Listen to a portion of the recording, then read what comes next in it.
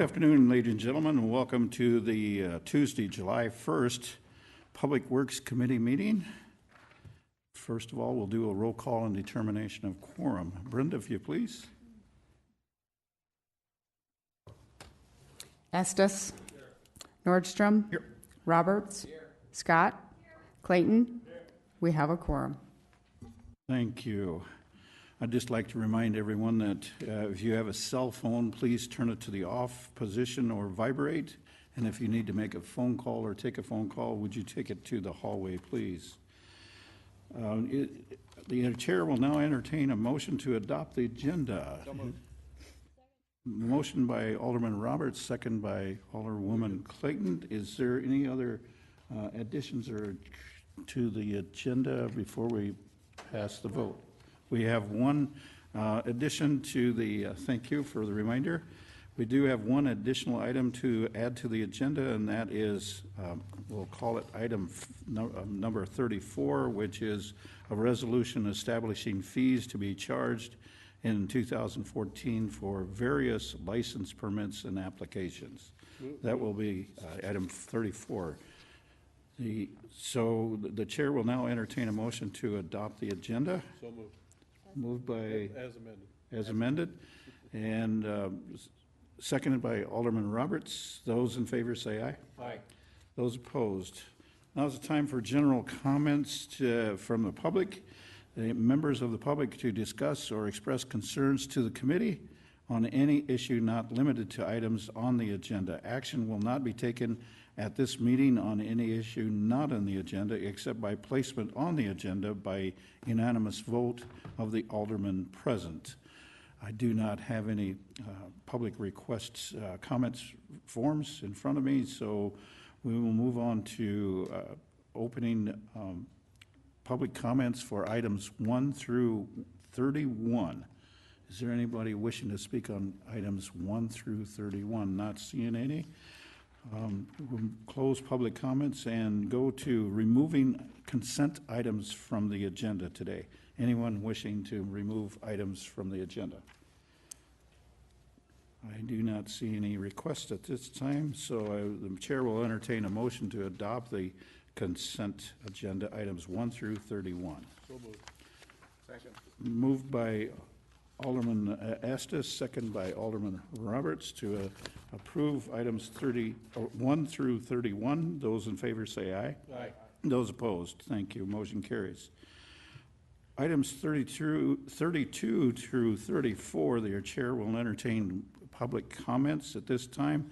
And again, I do not have any public requests and not seeing anybody jumping up from the audience and coming forward. So we'll move on to item number 32, an update on the stormwater drainage utility, and that'll be Public Works Director Terry Walterstorff. And right behind you, thank you, Richard. Terry, you have the floor. Thank you, Chairman. I just wanted to take an opportunity to give you guys a brief update on where we are on our stormwater drainage utility work group and plans moving forward. And I'll open up for any questions you guys may have. At this point, from a maintenance, personnel, and equipment standpoint, we are fully staffed. You guys authorized 7.5 FTEs. 5 of those are actual full-time employees working out in the field doing the maintenance projects. The other 2.5 would be administrative staff, engineering staff, locating crew, that type of thing. And also at this point, we have purchased some new and used equipment. We are also continue to borrow equipment from the other maintenance utility groups down there, the wastewater and the water side. In fact, today I think we had an advertising authority for a wood chipper.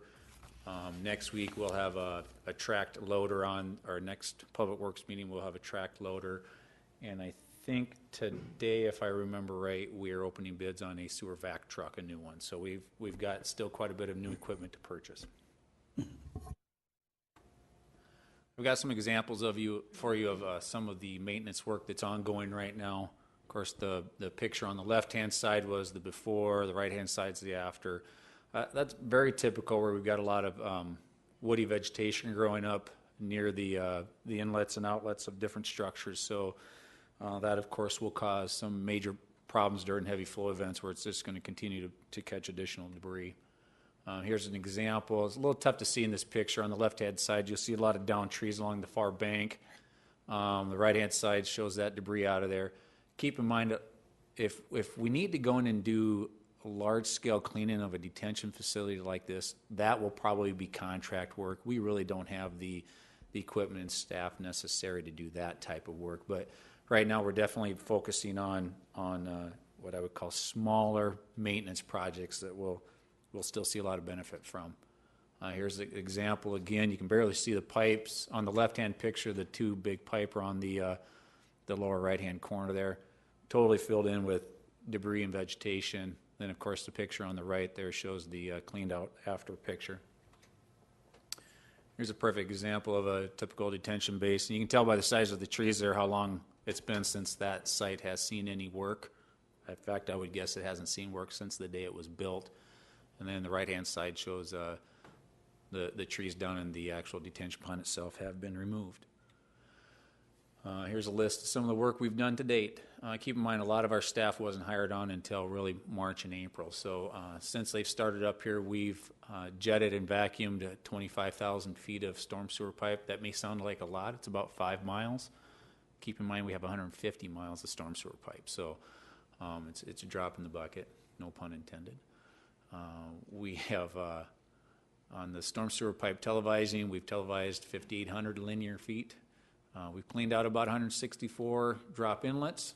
We've directly addressed 11 citizen complaints that have been called in to us. And we have cleaned out about 10 channels and ponds. We are also, as part of this process, we actually use a program called CityWorks. It's tied in with our GIS system, and that's a program where we can track work orders and track the work that's done, so we know which pipes we've cleaned, we know when we've been called out to do a different cleanup.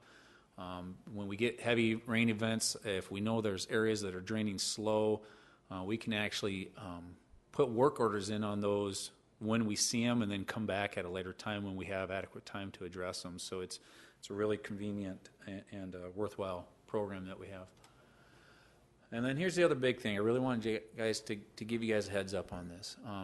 Pennington County has completed the initial setup and startup of the database that we're going to use to generate the annual stormwater drainage assessment fee. If you recall, a couple months back here, we authorized that approval. That just came online really late last week. The updated revenue estimate projections, we are calculating them now to be about $2.3 million annually. That is substantially lower than the $4 million that I had projected. That is due in large part to the fact that there are a lot more vacant and undeveloped commercial tracts than what I had estimated based on the initial database that we were using during the build-up and the approval of the ordinance itself. So I would say this, I'm not here to raise any alarms or sound any bells at this point. We can still do a lot of good things with $2.3 million. The maintenance side, the operations side, takes about $750,000 annually, so we'll have adequate funds to continue that portion of it.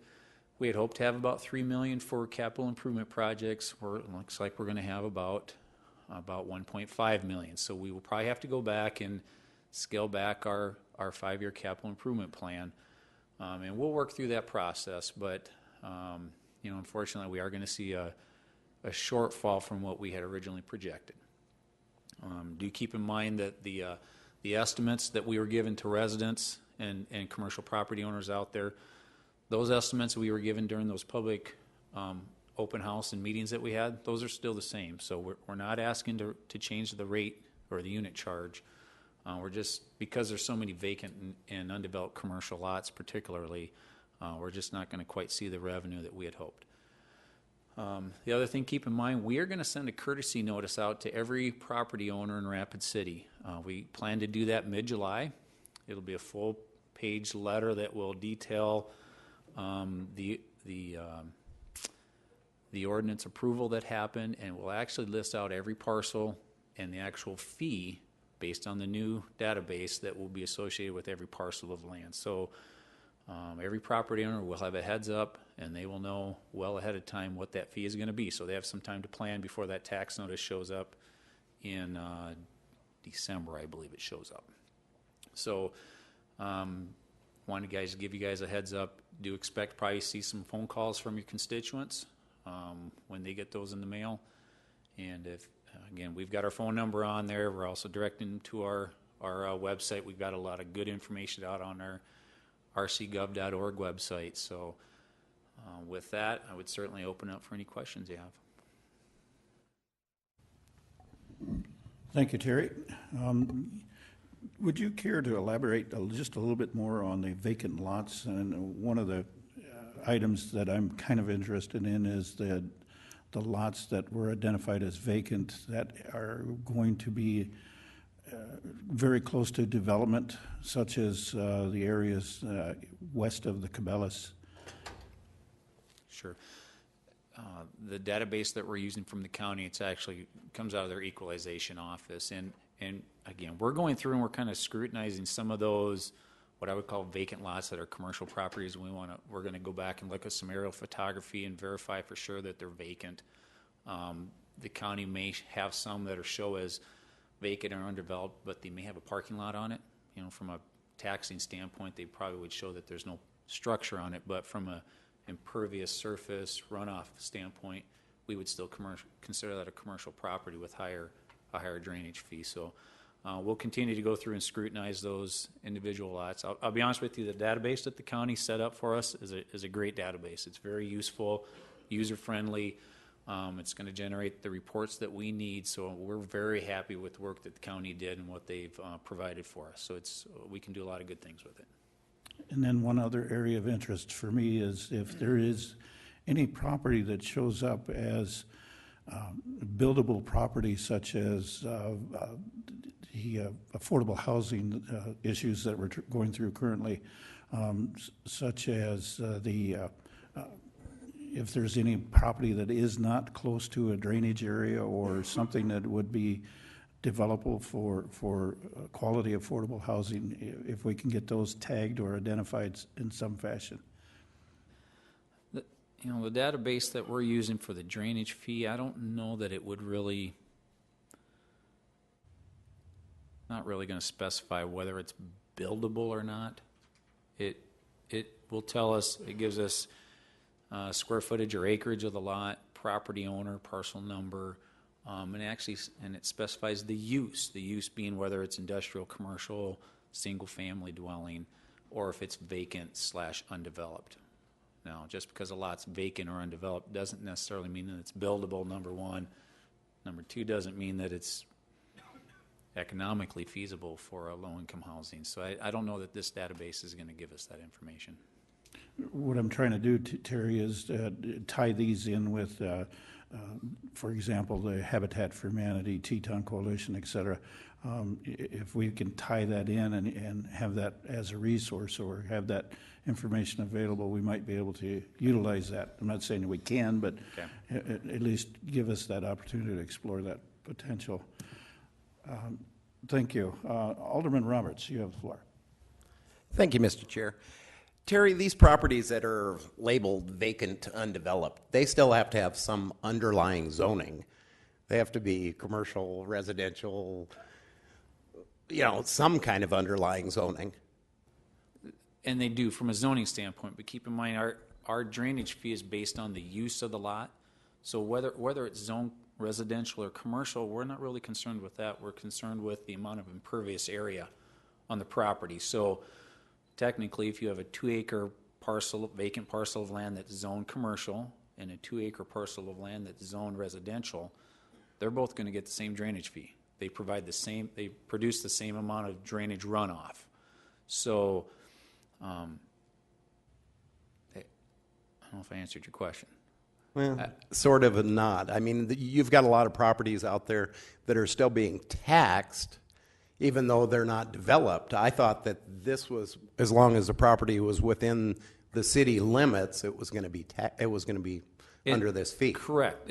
And they do still generate a fee. It's just keep in mind, because they're vacant or undeveloped, they produce less runoff than a So the developed fee's parcel. lower. They're Yeah, still going to be generating some fee. I guess that's where I kind of got.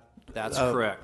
Okay. In fact, I'll let you know we've got about 16,618 acres of undeveloped vacant land in Rapid City, but we're going to generate $225,000 off of the undeveloped parcels in Rapid City. Okay. Commercial property, we're generating about $767,000 off of those. There's only 2,800 acres of commercial property. So we do still generate a fee, but it's substantially less than the developed. So a good example of that would be the corner of Catron and Fifth, where they're building the Big D right now. It's not on the property records as of yet as far as being built, but once it's built out, then that fee will go back in and it'll raise. That's correct, and this database will be updated every year. Okay. Those updates come out just about this time of the year, so and that's why it was so important for us to coordinate with the county, because there's a short period of time from when that database from the county gets updated. Keep in mind, we have to have our assessment roll filed with the county by October 1st, so it's going to gel together very nicely. And that new construction will show up. It's usually going to be a year after the fact, though. So if our growth rate in Rapid keeps at, roughly $250 million a year, what it's been doing the last 3 years, your fee or this pool should raise dramatically over a period of time. Exactly. Yeah, we're going to see these undeveloped tracts have buildings put on them, and we're going to see substantial increase in some drainage fees, hopefully. Thank you, Terry. And Mr. Walter, sort of just to clarify, Alderman Roberts' questions is that those properties as well as the others will be essentially 1 year in arrears. Yeah, typically. So, I mean, if something's under construction right now, it's still probably going to list as vacant in our database.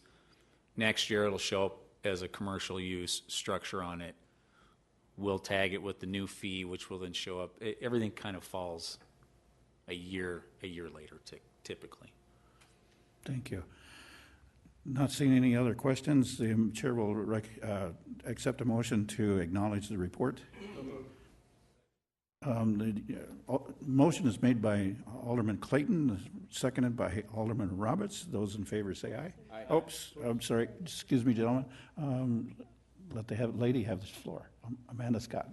Thank you, Mr. Chair. Sorry about that. Terry, I did want to ask you one question about the financials for this year. That is going to be updated on the Enterprise Fund website, because that wasn't covered in your presentation, but we had discussed that you were going to, since the Drainage Utility Enterprise Fund is in operation in 2014 as a startup, the financials were going to be backfilled on the Enterprise Fund website page? That's correct. We will. We currently post those for the water reclamation and water. We had inadvertently forgot to post those out there for stormwater. So we'll get those updated and get the back ones out there too. All right. Thank you. And thank you, Mr. Chair. Thanks, Terry. You're welcome. Not seeing any other discussion, the motion is to acknowledge. Those in favor say aye. Aye. Those opposed, motion carries. Item 33 is a Water Division report, and we'll have our Superintendent, John Wagner, give us an update. Welcome, Mr. Wagner. Thank you, Mr. Chairman. As you said, I'm John Wagner, the Water Superintendent of the Public Works Department. I'm here just to give you a brief update on the Water Division. Our mission statement, the division's primary mission is the delivery of a clean potable water product in ample supplies that meets or exceeds all federal and state drinking water regulations for the customers of the Rapid City water system. First and foremost, public health. Second, fire prevention. And I'm here proudly to say that we are in compliance with all federal and state drinking water regulations as of today.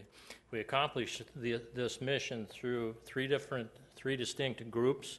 We have a total of 39 full-time employees, counting myself and our administrative secretary, Peggy Nielsen, and our industrial electrician, Jim Heron. First is the utility billing and service group, which has 12 employees. Connie Naimani is the supervisor there. They're responsible for the billing out of over 22,000 accounts, water, sewer, and garbage on a monthly basis. They're responsible for move orders, delinquency shutoffs, meter changeouts, leak detection in the home, and customer complaints.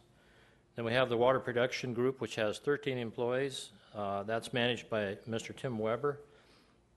They're primarily responsible for all the water treatment facilities, to include Jackson Springs and the Mountain View Water Treatment Plant, booster stations, storage reservoirs, to include the operation and maintenance of the Pactola and Deerfield facilities. And then we have the Utility Maintenance Group with Chip Petrick as the supervisor. He supervises 11 employees under the Water Division, two from the stormwater and the wastewater collection side for locates, and their primary responsibility for all the underground water infrastructure, to include the water mains, control valves, hydrants, underground locates, and making the taps for all the contractors in town. Our 2014 budget breakdown, all of the operations takes about 35% of our current budget at $4.7 million. Our capital improvements budgets, the replacement and improvement budget of $6.5 million and the expansion of $2.8 million, those are all handled by Dale Tech and the engineering group as far as organizing and seeing through the projects that we've put together. That's about 65% of the total budget. We also have a Jackson Springs membrane replacement fund. The membranes at Jackson Springs lifespan is 10 to 12 years, so we've restarted a replacement fund early, so when the time comes, we're going to have those dollars set aside to purchase new membranes for that facility out there. We also have the bond and SRF loan payment of about $2.4 million. Our payment in lieu of taxes is about $85,000 for a total of $16.7 million. Just a quick water supply update. We're still seeing the effects from the October 2013 blizzard. All the soil was saturated. It is still saturated with the spring rains we've been receiving. That correlates into more inflows into Pactola and Deerfield reservoirs, and has also forced us to reschedule, as everyone knows, the reconstruction of the Canyon Lake Dam project. This graphic is a display of what the mean inflow is on the water year, which starts October 1st and ends September 30th. You can see by the light blue graphic for the year 2014 that we've been way above the mean, and last year is the green bar at 2013, where in some months we were way below the mean. At any rate, the inflows into Pactola since October through May have been running about 112% over the mean. That's over double what the inflows are normal for running into Pactola. And the Deerfield inflows are running about 34% over the mean. Of course, our conservation measures are established, and the window of conservation measures is set according to the level in Pactola, with Pactola Reservoir being full this year. It's even over full as we speak right now. We're in the normal status with conservation measures applying June, July, and August. And from the looks of things, we're going to try to situate the reservoir about 8 feet down Pactola for the reconstruction of the Canyon Lake project. In order to do that, we're probably going to have to run 85 to 100 cubic feet per second through the end of September in order to get that water evacuated from Pactola Reservoir so we can ensure a minimum release for the reconstruction of the Canyon Lake project. Just a quick update on the Jackson Springs complex. We've just finished our second initial performance test. What that is a test to ensure that the design of the facility is performing like it should. General Electric, that supplied the membrane part of the treatment facility, could not meet the initial performance test. They had to supply us with an additional 60 more membranes in our modules out there, or our cassettes, and then we reran the initial performance test, and it passed with flying colors. So it's performing like it was designed. We can produce 8 million gallons a day with one train offline at this time. We couldn't do that before, excuse me. We're also entering in the monitoring test period, which is a 6-month period of continuous monitoring to further evaluate how the performance of the plant is and to make sure that it is designed and running like it was intended to. We did run into some issues last summer. Of course, this facility was designed to take either creek water or surface water, and with the amount of creek water that was running last winter, we attempted to use as much creek water as we could through the facility, but we ran into a problem with the water temperature. Our coagulant that we used did not perform well with the cold temperatures, so right now we're in an evaluation mode to try to decide if we should add another storage tank in the facility and try a different coagulant for colder temperatures. We haven't decided yet if we're going to go down that road or not. 95% of the time, the creek flows in the wintertime are low enough where we would not be able to take water out of Rapid Creek, and we'd have to rely on the gallery anyway. So we haven't decided if the cost benefit is really worth it, but we will be looking at that.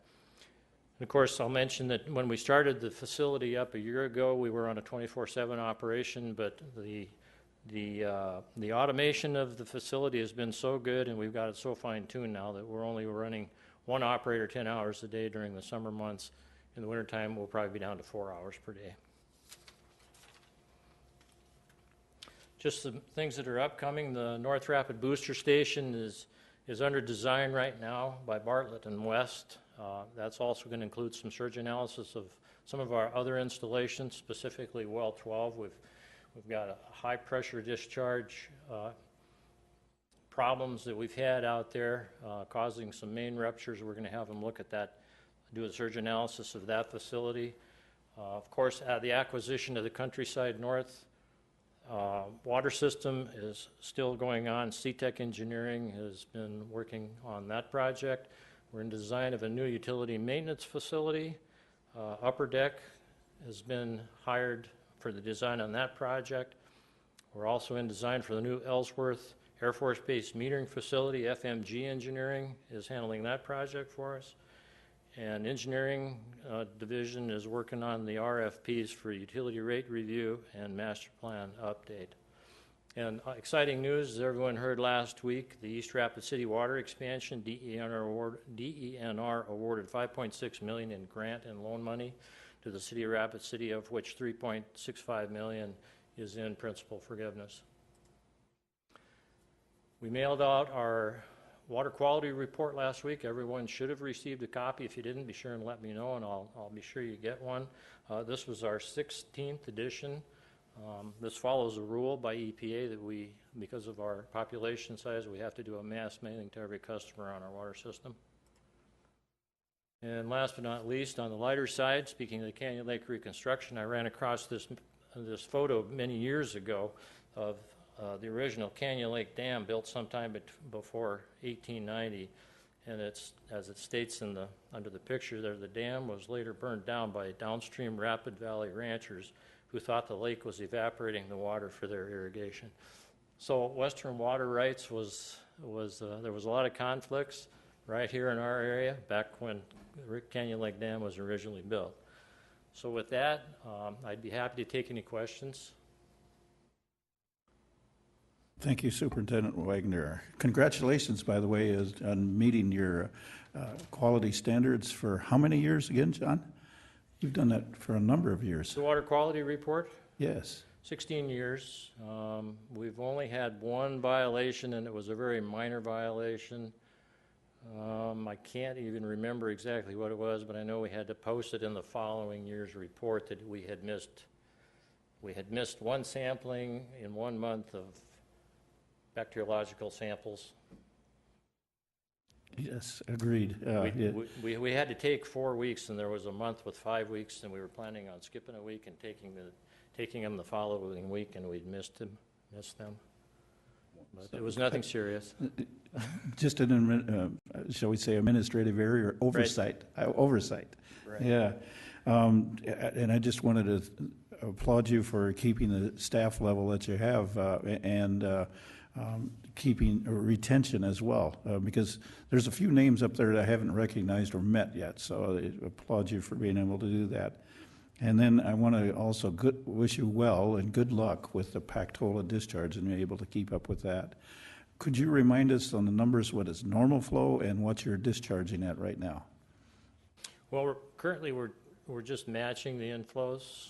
The inflows have been creeping up over 140, 150. I think we were releasing right now 130. And as the inflows start drawing back, it appears that we're heading into a more dry period. Then we'll start lowering our inflows, but enough to start drawing the reservoir down. So the long-term calculations, long-term meaning through September, it's looking like we're going to have to release at least 85 to 100 cubic feet per second, which is probably 20 to 25% above the mean for a release out of Pactola, to ensure that we get it down 8 feet, so we can release the minimum amount of water down Rapid Creek next winter for the reconstruction of the Canyon Lake project. Thank you. The chair will now recognize Alderman Estes. Thank you, Mr. Chair. Mr. Wagner, that's a great report. I appreciate it very much. I have a question. You had a lot of numbers out there. So my recollection was you said on the Jackson Springs, the new project, that has a capacity of about 8 million gallons of water a day. Correct. I know in the summer with the tourism and stuff, we probably use a lot. But what percentage of our total average daily water use does that supply? I mean, what other sources do we have? Well, we've got obviously the surface water treatment plant at Mountain View. We have several other sources in the Madison Aquifer, 2 wells in the Middle Luso Aquifer. But Jackson Springs traditionally has supplied about 43% of Rapid City's water on an annual basis. So if you look at the whole year, it's 43 to 45%. Thank you. Appreciate that. Yeah. Thank you. Alderwoman Scott, you have the floor. Thank you, Mr. Chair, and thank you for the report. It was very, very good. Welcome. One of the better ones. No, not disparaging any of the other departments, but this was really one of the better reports, so I really appreciate that. Just for a clarification on the budget, though, you had said that, or you had named off one of your revenue sources as property in lieu of taxes, and I believe we had gotten rid of that a few years ago. And it's actually interdepartmental charges, and I'm not sure if you can answer that or if Terry can, but for clarification, we are talking interdepartmental charges because they are actually 2 different things, aren't they? Chair recognize Public Works Director Terry Walterstorff.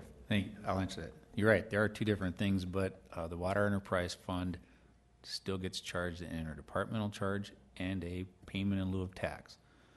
I think there's only a small handful of payment in lieu of tax charges out there yet. Water is one of them. So, but yeah, we do pay both of those fees yet. Okay, so with Terry, or John, if you can, does that amount include both of them then, or was it just the property in lieu of taxes? Because I didn't see the interdepartmental charges on that. That was just the proper payment in lieu of taxes. Thank you. The interdepartmental charges, I don't remember the exact number, but they were less than 100,000. I can get that from finance. Thank you. Mm-hmm. Thank you. Thank you. Gentlemen, appreciate your report. The chair will now recognize take a motion to acknowledge the report from the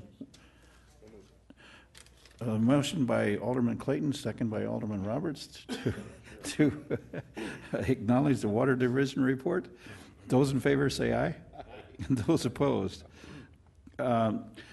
One additional item has been added to the agenda, and that is a resolution. Item number 34 is a resolution establishing fees to be charged in 2014 for various license permits and applications.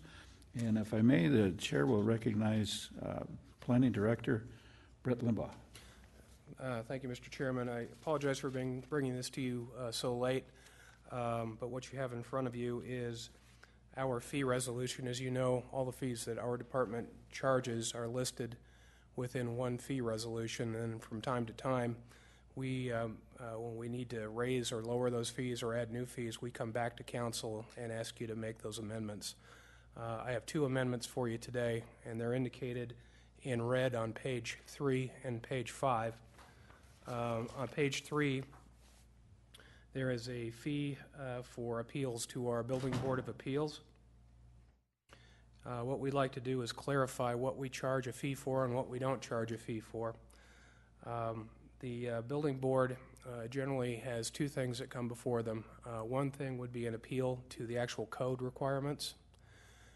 And then the other thing that would come to them would be if our building official has to suspend or revoke a contractor's license, then that contractor can appeal that decision to the Building Board. And for that matter, if a citizen has an issue with a contractor and the building official decides not to revoke or suspend the license, then the citizen can appeal that decision to the board as well. With a couple of instances here in the last several weeks, we've looked at whether or not we should be charging any fee for an appeal regarding the licenses. And I don't know that it's fair to a citizen, or for that matter to a contractor, to charge them $250 if it's a licensing issue. If I'm a contractor, I'm not sure I want to pay $250 to try to come get my license back on an appeal. And if I'm a citizen, I don't want to spend $250 to go to the board and say, you know, the building official erred, and I think you should still suspend or revoke a license.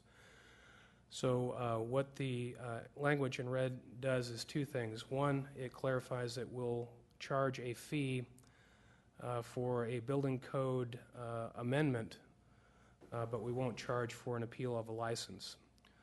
In addition, you'll also see that that fee was $250, and it's now being proposed at $150.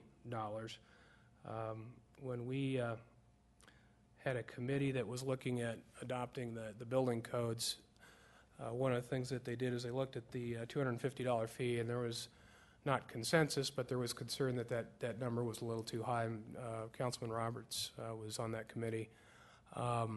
What we had promised to do was to take a lower number to council and get your feedback on it. $250 is just a nominal fee. It's just a standard fee we charge for most applications that come through our department.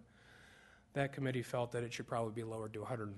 So that's what's reflected here on the revised fee resolution is $150. That's entirely up to you whether or not you think that's correct, but that's what's being proposed here. So that's the first revision to our fee code.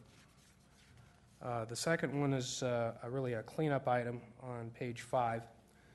We used to have a document called a preliminary plat. It's now called a preliminary plan, and we don't charge a fee for it. So on page 5, you'll see that the title of that document has been changed and an indication that we aren't charging a fee for it.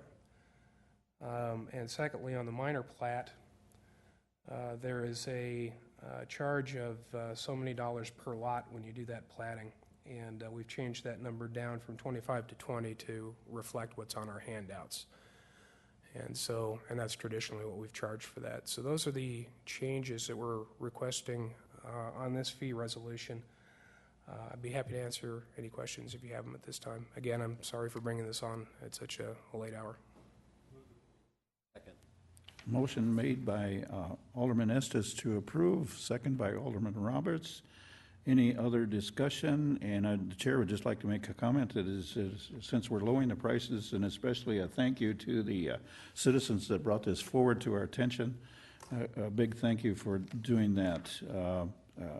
So we brought this issue to reduce the fees on that. So whenever we get to treat the taxpayers to a lower fee, we would like to do that as much as possible.